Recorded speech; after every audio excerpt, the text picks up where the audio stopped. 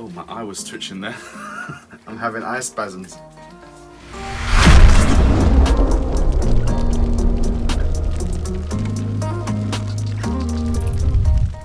Hey guys, and welcome back to another video. So a few people asked us about rats.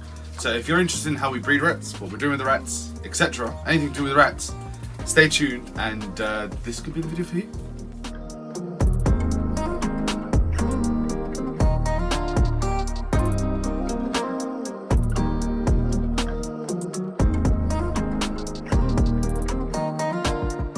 So massive shout out to Stuart Payne from Reptiles. We finally have one of his t-shirts, which I managed to drag off him. It's unfortunate and really sad news to hear that Stuart is deciding, due to his own personal reasons, to leave the hobby and no longer breed. He may be leaving the breeding side of things, but he will always be part of this hobby.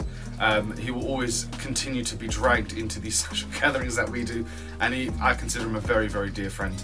And thank you, Stu, for a couple of lovely animals, which we haven't revealed yet because she's in shed. So I'll reveal her when she's out of shed. And for the t-shirt, the merch, because it's one of the nicest bloody logos there are out there, and I didn't have one. And I'm worried about leaning on stuff now because it's a black t-shirt, and I keep thinking I've got like rat dust on me. But cheers again, Stuart. Sad to see you go in parts of it, but I know you're still going to be around for a damn long time.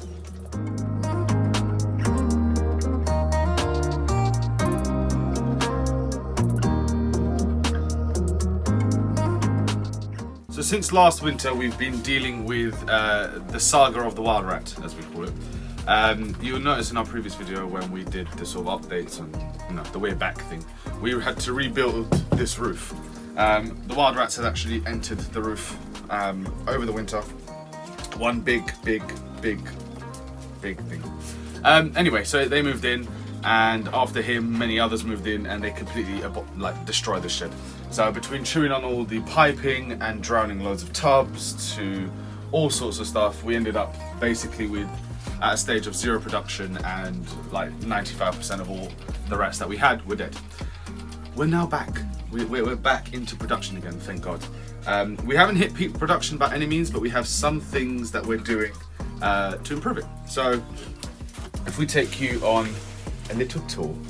So there's not much to see in this one. There's most of these tubs are 1.3s. So 3 girls, 1 male. And that's generally how we keep them. Now, one thing we are having to do is some of the rats we have are beginning to get older. And as they're beginning to get older, and the naked one, for those people who don't like the naked ones, you get to see it up close. They feel horrific, but they're cute little things. So what we've taken a few steps, and this is something that happens as the more and more you clean rats, the more and more you look after them, you find little tricks that make things faster to do and more effective.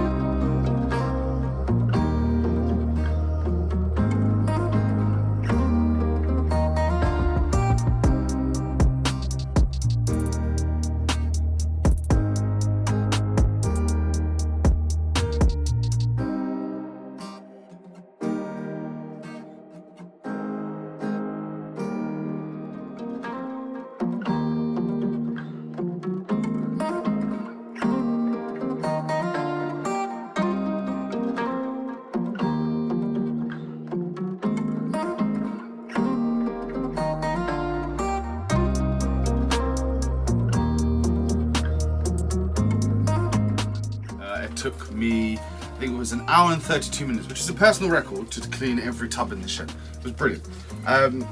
One thing before we actually talk about the rats themselves is how we actually look after them. So bedding, big question. Let me show you what we do now.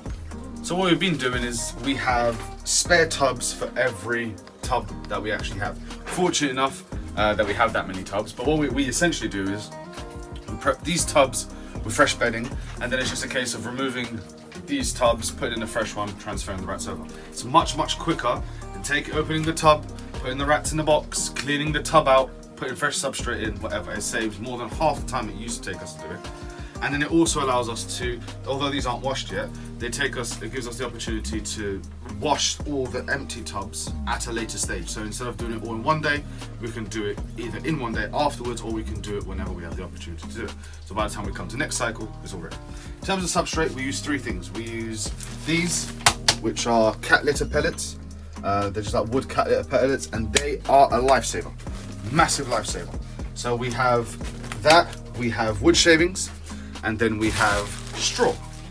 And although these are all closed and I don't really want to open them because they'll spill everywhere, we use, on these tubs, we use 2 scoops of these wood pellets at the base, of sort of that size. So I do 2 scoops in the bottom. I'll put a layer of this sort of wood shaving thing on top, and then we put the straw in the corner. Now the straw is something we recently started, and I can show you these. These are all empty, all full, but we do have empty ready ones here. These are obviously the 70 litres for grow outs, but these are ready for something else. So you'll see, if I move this sawdust out of the way and dig, the bottom has got all these pellets. Now these pellets save a lot of time, because when we were just using like a wood shaving, what would happen is the rats would pee, they'd make a mess, it'd become very wet and sticky, and it would all stick to the actual tub itself. By having those, because they're water absorbent, they absorb the moisture and expand into almost like a dusty thing, isn't it? The sort of broken down particles. So when we come to tipping the tub, you literally, as you tip it, it all just slides out. Nothing gets stuck to the tub anymore, which is a massive time saver. The straw we added because what we were finding is rats in these tubs were making nests, okay? They were building nests in the actual bedding itself. Now, because this is just sawdust and those expanded chips, and you can see here where they've begun to expand, it looks a little bit dusty. That's just, it's not really like airborne dust, but it's dusty anyways. They were building little nests in those, and so what was happening was we were ending up with a lot of pinkies. So these are a bit bigger, but the actual pinkies were ending up buried essentially. So they'd build a nest, they'd run around, I'd open it, they'd run around, or they'd do something and run around, and they'd capsize the nest over the pinks. By putting the straw in there, it's actually made it sort of like a nesting bedding, and they will actually build their nest now out of the straw. Unfortunately, I can't seem to find any that have recently, because all of these are quite big, grown on little ways. But typically what they'll do is they'll use the straw provided. You can actually see there was a nest here. I don't think these don't have babies yet, but they will build really well structured nests. I think these have sort of a nest going on back there. That's some little ones. They're not exactly pinkies anymore, but they're little babies. And we haven't had anywhere near the loss of pinkies that we were having previously because of that. Now, oh Jay, she's probably a good one. I think she's actually sitting on, yeah, so she's sitting on pinkies, and you can see there, she's used the straw as part of her nest, and that actually creates a much better, more stable nest structure. And that's saved a lot of losses from basically just pinkies getting buried alive.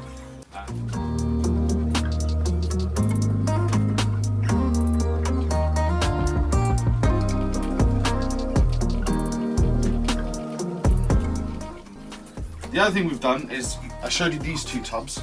We're actually taking some advice from Scott Wilkinson. When we were last there, we were talking about rats, etc., and he mentioned a few things that we're going to be implementing now to improve not only the quality of the rats, but the production that we're having. So right in the end, we have selected 4 colonies. These 4 colonies are really high producers. They're very good parents. They're producing many babies. Each of these drawers has at least sort of 25 to 35 babies apiece, most of which either from 1 litter, some is from 2 litters. So if you will, the lowest number they're averaging here is about 15 to 20 babies a litter, which is great. And what we're going to be doing with these guys is we're going to be moving them. So this is my idea, because obviously there's going to be not enough space in these tubs to raise essentially what could end up being like 35 plus the 4, almost 40 rats, is that we're going to be moving them into these drawers, and we'll basically create super colonies out of them. So the idea is, on a cycle, we'll pick out the colonies that seem to be doing the best, i.e. production size, any animal or any rodent. So you'll see numbers in front of all of these tubs. The reason for that is if I then check on these tubs and there are a significant number of them missing, then I classify those parents as bad parents, and the whole colony will eventually get culled off and won't be used to create the new breeders. So we'll pick the best of the best, put them into here to raise up.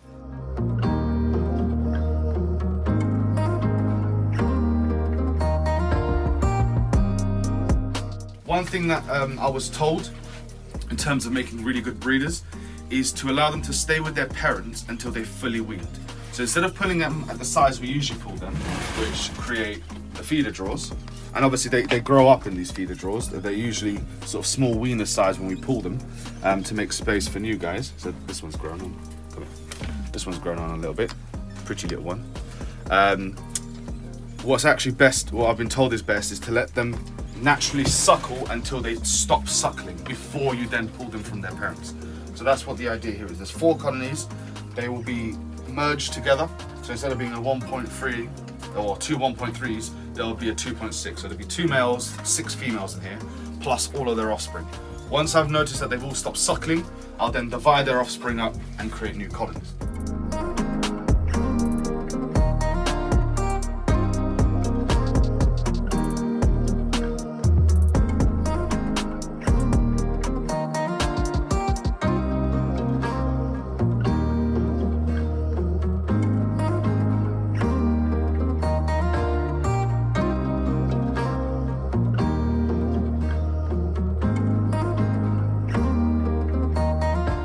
Question mark.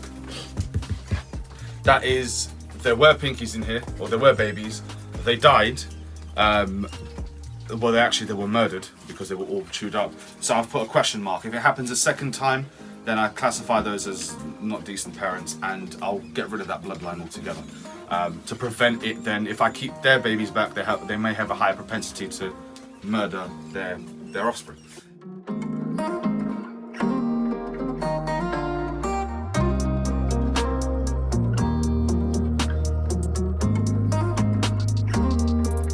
At the moment we're fine-tuning.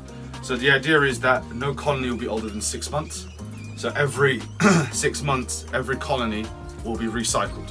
And what that entails, because it works out, we have 6 columns here.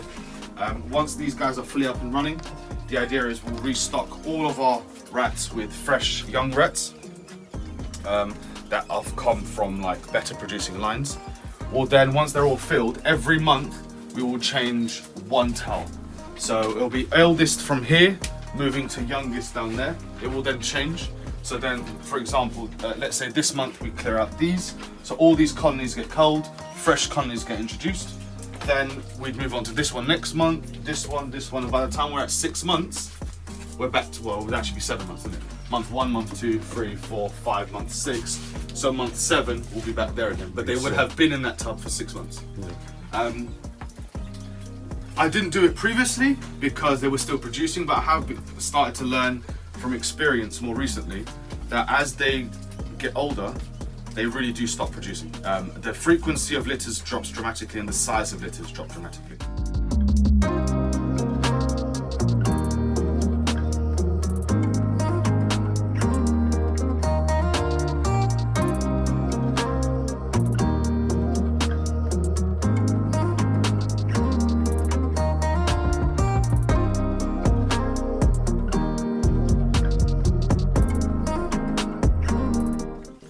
Also, in terms of this rack with the Maltese, we're actually thinking of building a second 70-litre rack to go here. Reason being that this colony of Maltese is doing really well at the moment. They're breeding quite well. Oh, in you go, in you go. Oh, little faces, go, go, go, go, go. They're actually quite friendly. Go, go, go. So they're doing really well. These guys, unfortunately, are on their way out. They stopped breeding a while back and they're just sort of really slowing down at the moment. And these guys have sort of had a couple litters here and there. But nothing extreme. So what we're actually going to be looking for is fresh bloodline, and I'll be making a super colony out of the Maltese. So in a tub like this, 70-litre tub like this, probably looking for about 5 males and 20 females, something like that. So there'd be 25 adults running around in one of these tubs, and then whatever babies they have, and we'll put them from there. So instead of having multiple colonies, I'll just have one big colony.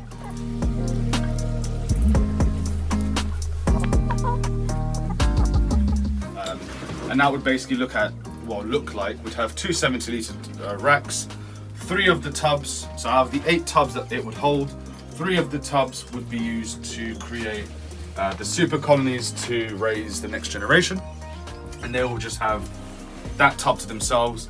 They themselves will also be replaced on a regular basis because, again, from every cycle that we do, every 6-month cycle, I'll be again keeping note of all of the numbers that the rats are producing, and then again picking the best of the best to then pull and put them as the new sort of super colonies, so that every generation we're improving the genetics of our rats. Until I don't want rats producing like that girl did that one time, 30 odd babies, because I think it's quite strenuous for them. I think colonies, litter sizes of about 20, 25 would be the most that I'd be like really pushing for. I think if you go too far after that, you end up with problems with the females not actually being able to give birth, etc. Just nice healthy animals, decent sized litters, etc. So we'll have 3 tubs, 3 super tubs of rats producing the future breeders for here.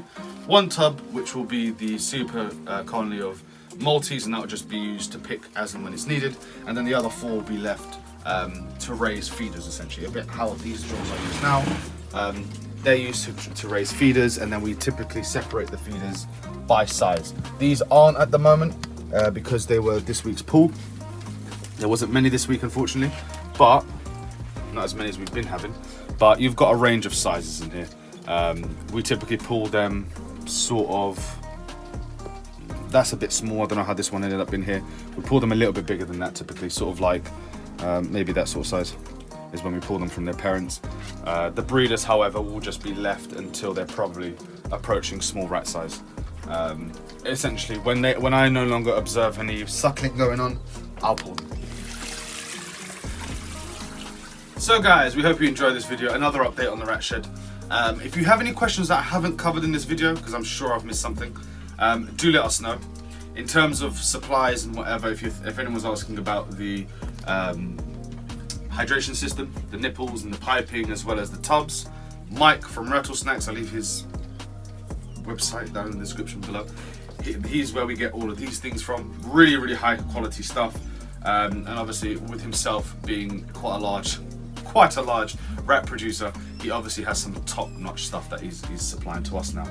But yeah, if I've missed anything, please don't hesitate to leave a question down in the comment section below. We are working on more videos, I promise you. But yeah, that's the rat shed. Don't forget to hit the like and subscribe button. Again, leave a comment if you've got questions, or if you just want to comment, if you want to call me. Don't call me names though. But yeah, leave a comment, guys, and until the next video, when hopefully the next time we're back in the rat shed will be a couple months from now, when everything is booming and I can be opening drawers of overfilling rat production. Have freezer filled to the brim. Hopefully. We can always live in hope. Until the next video, guys, we'll see you then. Bye.